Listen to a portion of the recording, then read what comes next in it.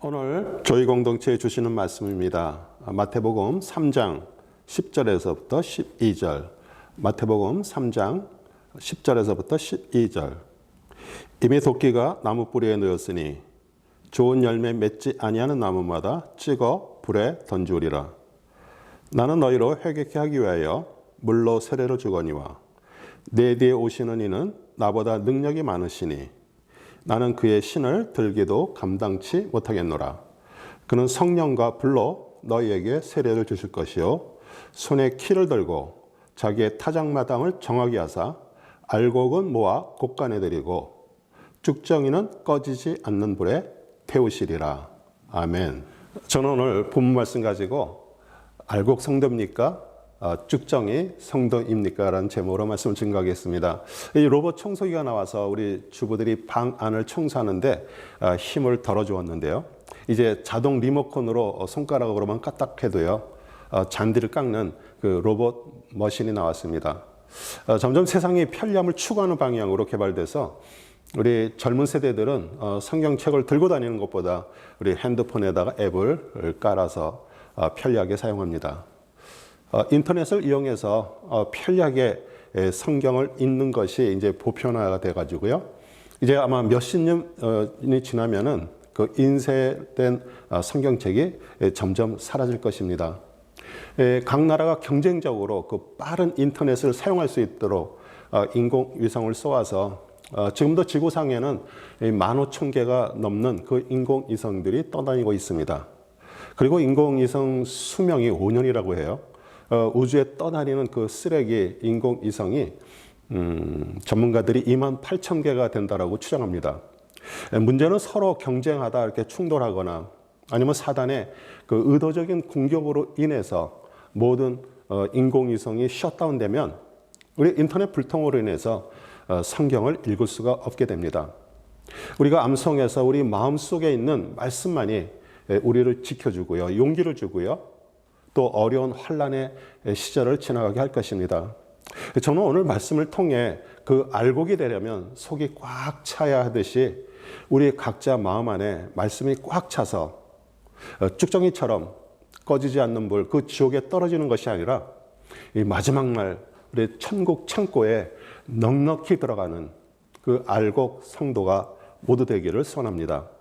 이 말씀 암송이 쉽지 않지만요, 이 단락과 그 절을 끊어서 외우면 또 쉽게 암송할 수 있습니다. 저는 앞으로 그 암송이라는 단어 대신 그 알곡 채우기라는 그 표현을 사용할 것입니다. 우리 성령님을 통해 주님과의 그 말씀 교제를 통해서 속이 꽉 찬 알곡들이 모두 되시기를 우리 주 예수 그리스도의 이름으로 축원합니다. 우리 10절 이미 도끼가 나무 뿌리에 놓였으니 좋은 열매 맺지 아니하는 나무마다 찍어 불에 던지우리라. 우리 나이든 한국 분들이 왕년에는 이런 말을 자주 사용합니다.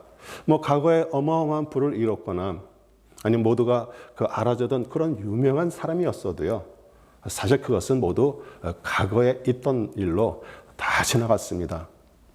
지금 뭐 잘 살고 부와 명예를 누리고 있는 사람은 그 왕년이란 말을 사용하지 않습니다. 현재 우리의 모습은요, 과거에 우리가 어떻게 살아왔는지를 증명하고 있습니다. 오늘 많은 것을 소유하고 누리고 있어도요, 우리 미래에 우리가 어떻게 될지 우리는 아무도 모릅니다. 내일을 모르기 때문에 사람들은 뭐 용한 사람들을 찾아가서 점을 치거나 뭐 교회 안에서도요, 뭐 예언의 은사를 가진 분에게 장래일을 묻기도 합니다. 미래에 일어날 일을 그 모르게 하시는 것이 하나님의 은혜이고 축복입니다. 만약 여러분이 정말 일주일 후에 사고가 나서 죽는다는 것을 미리 안다면 오늘을 아마 제대로 살 수가 없을 것입니다. 제가 불신자에게 복음을 전하고요, 하나님을 믿고 교회를 다니라고 말하면 오늘 말고 다음에 믿겠다고 말합니다. 우리 내일 어떻게 될지 모르기에 사실 오늘 최선을 다해서 사는 것입니다. 우리 성경에도요, 부자 농부가 소출이 많아서 큰 창고를 지려는 그런 내용이 나옵니다. 누가복음 12장 19절 20절.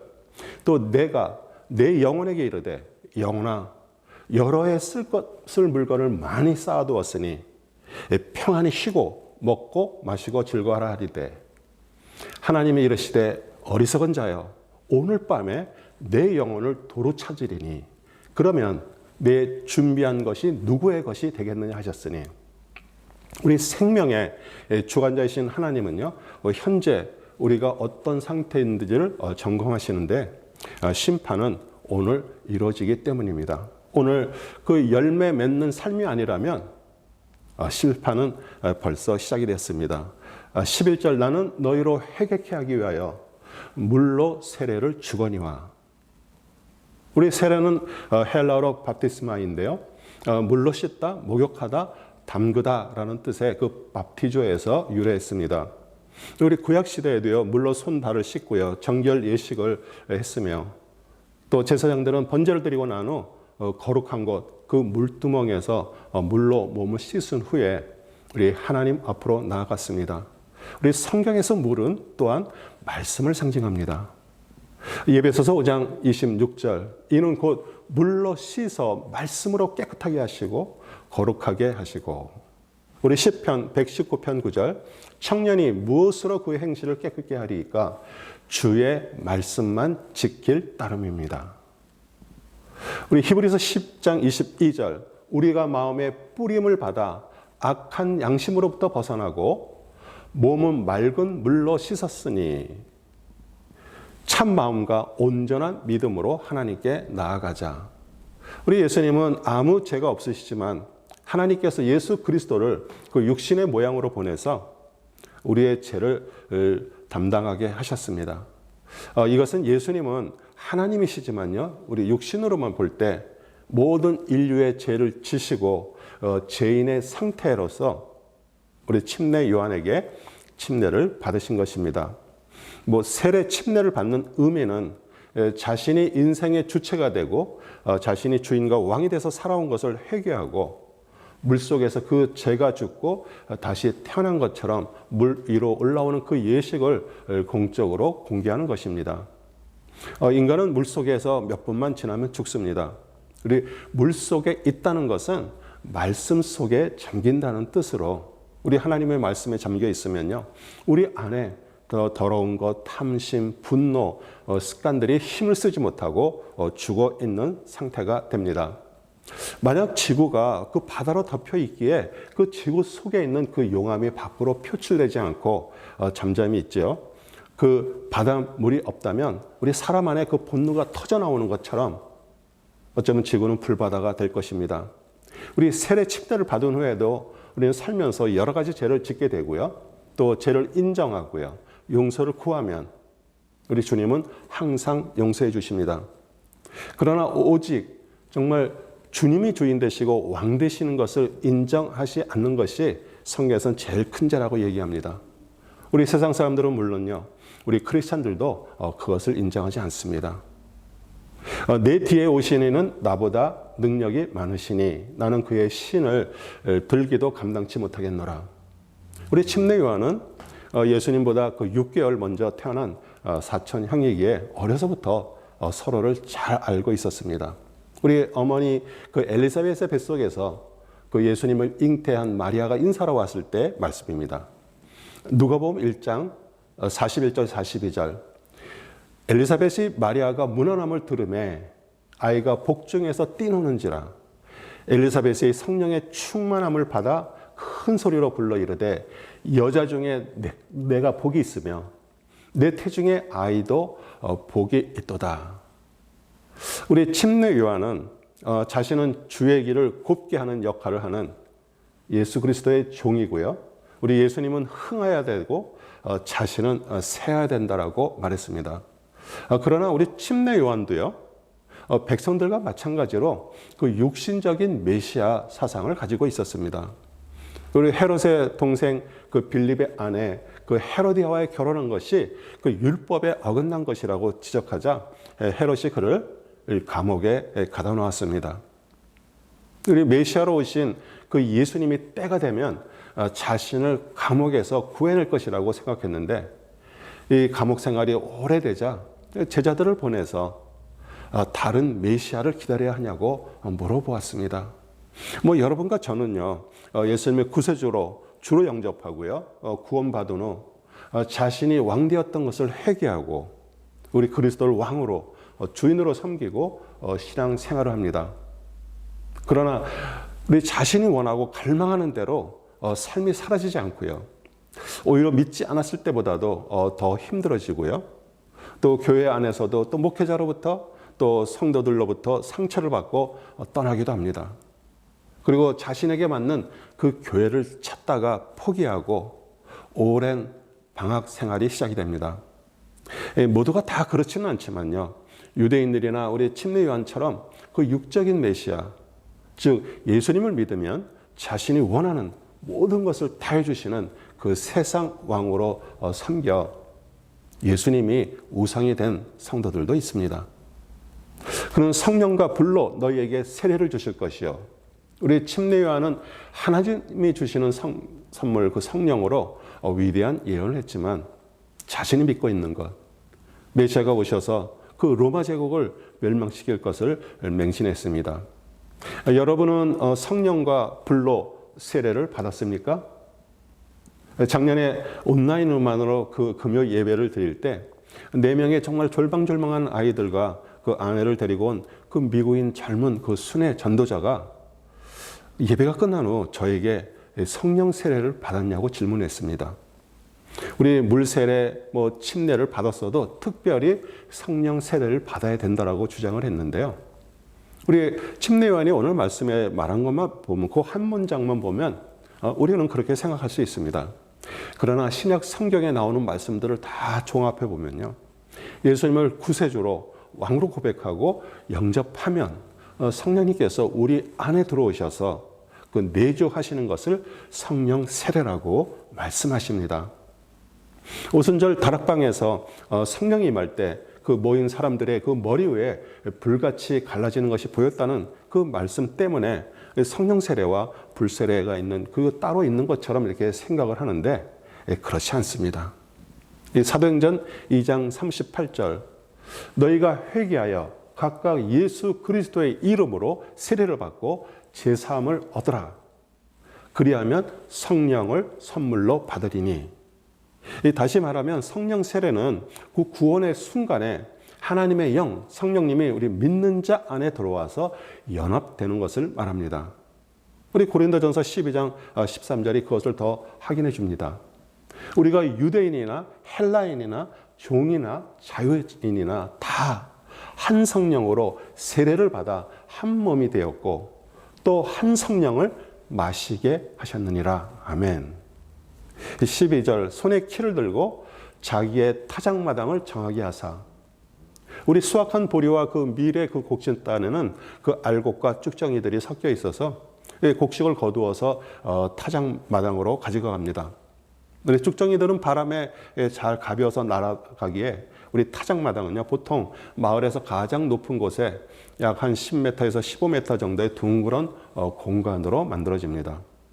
이 타작마당의 가운데 통을 놓고요, 곡식단을 치고요, 또 키질을 하고 우리 곡식 줄기를 공중에 이렇게 띄우면 알곡은 아래로 떨어지고요, 쭉정이는 바람에 다 날아갑니다. 그래서 타작마당은 수확을 마치는 그 풍요와 기쁨의 상징인 동시에 또 심판의 이미지를 함께 가지고 있습니다. 오늘 말씀은요, 구약의 그 마지막을 대표하며 신약을 여는 그런 역할을 하는 침례 요한과 초림으로 오신 예수님, 그리고 앞으로 재림의 그 심판주로 오실 그리스도에 대한 정말 귀한 내용입니다. 자기의 타작마당을 정하게 하사, 이 농부가 작은 돌 하나 없이 타작마당을 깨끗하게 만드는 것처럼 하나님의 심판은요, 의롭고 정확합니다. 농부가 씨를 뿌리고 싹이 나와서 자라다가 수확 때가 되면 알곡이 되기도 하고요, 쭉정이가 되기도 합니다. 우리 벼 알이 연글지 못하고 쭉정이가 되는 원인은 이 벼가 그 연글 무렵에 지나친 고온, 덥거나 또 저온, 그리고 계속되는 강우로 인한 그런 자연적인 요인이나 또 병이 생기는 여러 가지 병에 감염됐고요, 또 일부 극심한 세대에 의해서 생깁니다. 우리 자연적인 원인은 사람이 막을 수 없지만요. 병충해나 그 새떼의 피해는 막을 수가 있습니다. 농부가 병충해를 막기 위해서 밭 전체에 농약을 살포하는 것처럼 교회 공동체에 하나님의 말씀이 충만하게 선포되고요. 우리 성도들 사이에 서로 말씀을 암송하고 서로 나눌 때 우리 병균과도 같이 성도들의 그 생각을 통해서 침입하는 그 방해 세력을 막아낼 수 있습니다. 그리고 알곡이 익어갈 때 새들이 날아와서 그 쌀즙을 쪽쪽 빨아먹어 쭈꾸미가 되는 것처럼 사단이 우는 사자와 같이 돌아다니면서 성도들의 은혜를 받은 것이 이 마음 밑으로 내려가는 것을 막는 것을 내려가는 것을 빼앗습니다.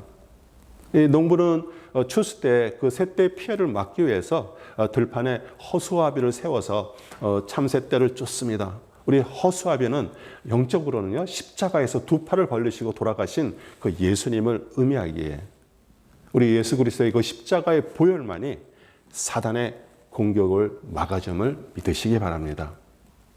알곡은 모아 곡간에 들이고 죽정이는 꺼지지 않는 불에 태우시리라. 벽시 하나를 모종해서 싹이 나면 줄기가 10개 정도 나옵니다. 한 줄기에 이삭이 한 100개 정도 열리게 그 벽시 한 알이 1000개 정도 그 알곡을 만듭니다. 우리 인간을 긍휼히 보시고요. 정말 먹을 것을 주시는 그 하나님의 멀티플 법칙입니다. 하나님 땅에 떨어져 죽어 많은 열매를 맺는 것처럼 예수님이 십자가에서 죽으셔서 그것을 마음에 믿고 구원받은 성도들로 인해서 온 지구에 하나님의 자녀들이 점점 충만하게 생겼습니다. 그러므로 여러분이 정말 건강하고 탐실한 알곡이 돼서 예수님과 같이 그 십자가에서 정과 욕심이 죽을 때 우리 자녀들에게 또 주위 사람들에게 영향을 줄 수 있습니다. 그러면 어떻게 탐실한 알곡이 될 수 있을까요? 요한복음 15장 5절 나는 포도나무여 너희는 가지라. 그가 내 안에 내가 그 안에 거하면 사람이 열매를 많이 맺나니 나를 떠나서는 너희가 아무것도 할 수 없습니다. 우리 줄기가 뿌리에 꼭 붙어서 공급되는 양분을 이삭으로 보내게 되는 것처럼 하나님의 말씀을요 꾸준히 읽고요 묵상해서 그 하나님과 말씀의 교제를 중단 없이 해야 합니다. 마지막 날 그 심판대에 서서 그 내용물이 가득 찬 알곡처럼 그리스도의 생명의 말씀이 꽉 차 있을 때 우리는 천국 문으로 들어가게 됩니다. 제가 신학교에 가서 첫 수업에 교수님이 그 백지를 주면서 암송하고 있는 성경 구절 10개를 적으라고 했습니다. 저는 어려서부터 교회를 다녔고요. 저를 부르신 그 주님의 은혜가 너무 감사해서 신학교에 들어온 제가 낑낑거리며 겨우 10개를 채웠는데 아마 조금 틀린 것도 있었을 것입니다. 신학교를 졸업한 지 17년이 지난 지금도 성경 말씀은 엄청나게 많이 알고 있는데 제 속에 채워져서 알곡처럼 축적된 말씀이 죄송하지만 그리 많지 않습니다. 어제는 이미 지나갔습니다. 오늘부터 다시 알곡을 채우려고 저를 포함해서 우리 모든 성도님들에게 동기부여를 하려고 합니다. 일주일에 제가 한 구절씩 드릴 테니 암송이 아니라 일주일 동안의 마음에 품고 지내기를 바랍니다. 이 하나님의 말씀이 구약이고요. 구약에 선포된 하나님의 말씀대로 우리 인간으로 오신 예수님이 실제로 사신 것과 또 성령님에 의해서 또 우리 제자들의 시기에서 씌어진 것이 신약 말씀입니다. 그러므로 말씀이 늘 마음 안에 있다는 것은 하나님이 텐트팩을 치시고 함께 사신다는 뜻의 그 임마누엘이 실제가 되는 것입니다. 아멘.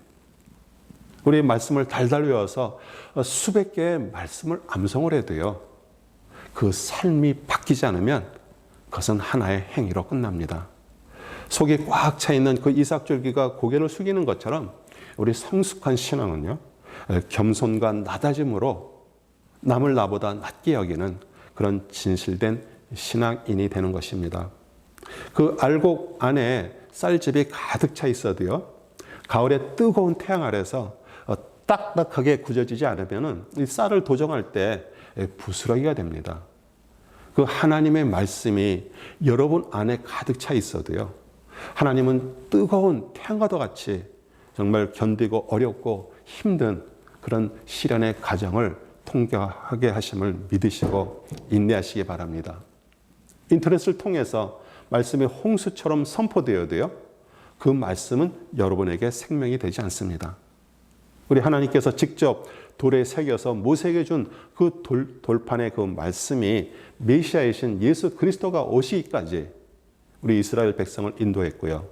이제 그리스도께서 영으로 우리 안에 들어오셔서 우리 마음판에 새겨진 말씀 자체가 되셨습니다.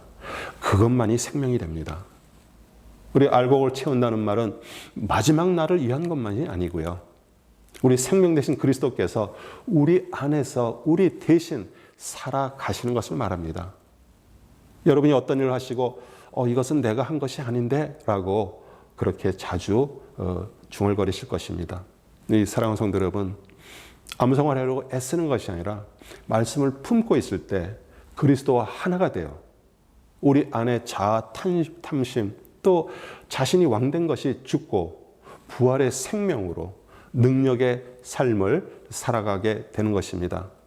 인쇄된 성경책이 점점 사라지고 인터넷이 먹통이 되어 그 말씀의 정보가 사라져도요, 우리 마음 안에 생명처럼 남아있는 말씀이 주님의 나라에 갈 때까지 여러분을 지켜주실 것을 믿으시기 바랍니다. 에스겔서 47장 1절, 그가 나를 데리고 성전문에 이르시니 이 성전의 앞면이 동쪽을 향해 있는데 그 문지방 밑에서 물이 나와 동쪽으로 흐르다가 성전 오른쪽 제단 남쪽으로 흘러내리더라.